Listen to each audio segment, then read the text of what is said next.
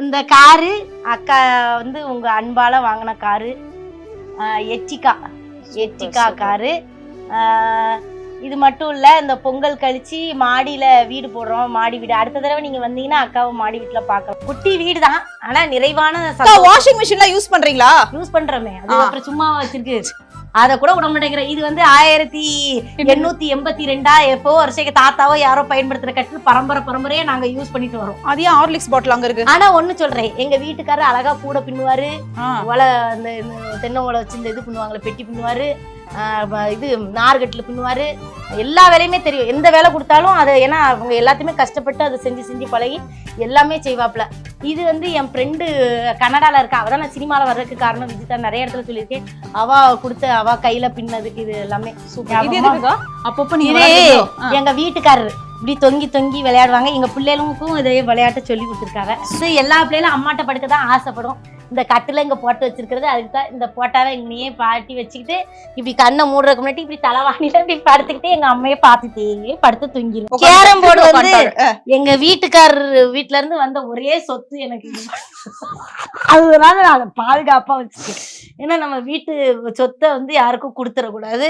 அது மட்டும்தான். அப்பப்ப இதுல பவுடர் கொட்டி எங்க வீட்டுக்காரரு, என் பிள்ளைகளு, காவியா, வினோதினி எல்லாரும் வந்து கேரம் போர்டு விளையாடுவாங்க. சூப்பர்க்கா, செம்ம.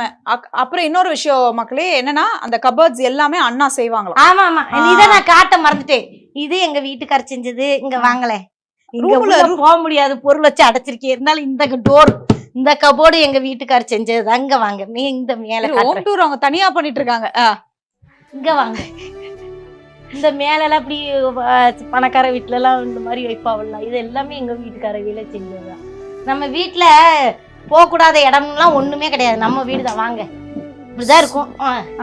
இது என் மூத்த பிள்ளை, இது என் ரெண்டாவது பிள்ளை. என்னோட யூடியூப் எடிட்டர் இவர் தான், தீபா டைரியோட எடிட்டர். நான் எடுக்கிற சீரியலுக்குலாம் நிறைய பேர் சப்போர்ட் பண்றாங்க. ஒரு டீமே நான் வச்சிருக்கேன்னு உங்களுக்கு தெரியும். அதுல வந்து அவங்க இந்த தம்பிக்கு ட்ரைனிங் கொடுக்குறாங்க. ஓ சூப்பர் சூப்பர் சூப்பர். சோ அழகா எல்லாம் வாங்கி கொடுத்துருக்கீங்க போல. ஆமா, இது யூடியூபுக்கு தேவைப்படுதுன்னா அங்க சீரியல் எல்லாம் பண்றோம் இல்லையா, அதுக்கு எடிட்டிங்கு, டப்பிங்கு எல்லாத்துக்கும் மைக்கெல்லாம் வாங்கி வச்சிருக்கோம். இதுக்கு தான் நான் லைஃப்ல என் வீட்டுக்கார்ட்ட ஆசைப்பட்டு என் வீட்டுக்கார் வாங்கி கொடுத்தது. இதுவும் கேமரா. சூப்பர்க்கா, சூப்பர் சூப்பர். இது என் தம்பி வாங்கி கொடுத்தது. என் பிள்ளைகள் எப்பவும் எல்லாமே இருக்கும். எங்க தம்பிமார்கள் நல்லா, அண்ணன் எல்லாம் நல்லா பார்த்துப்பாங்க. இவ்வளவுதான் எங்க ஹோம் டூர். வேற சுத்துறதுக்கு இங்க ஒண்ணும் முக்கியமான ஒரு விஷயம் இருக்குங்க. அதுக்கு முன்னாடி இங்க பாருங்க, இந்த முகத்தையும் பாருங்க. கோபிநாத் அண்ணா எடுத்து எல்லா பேருக்கும் அவங்கவுங்களுக்கு ஒரு போட்டோ கொடுத்தாவே, எங்களுக்கு இந்த போட்டோ கொடுத்தாவ கோபிநாத் அண்ணன். அக்கா இதுல அழகா கியூட்டா இருக்கீங்க. இது வந்து கல்யாணம் ஆன புதுசுல கழுத கூட கொஞ்சம் அழகாத்தான் தெரியும். அந்த மாதிரி நேரத்துல எடுத்தது.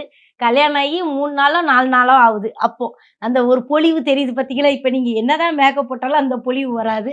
அது ஒரிஜினலா இதான் எங்க மளிகை கடை.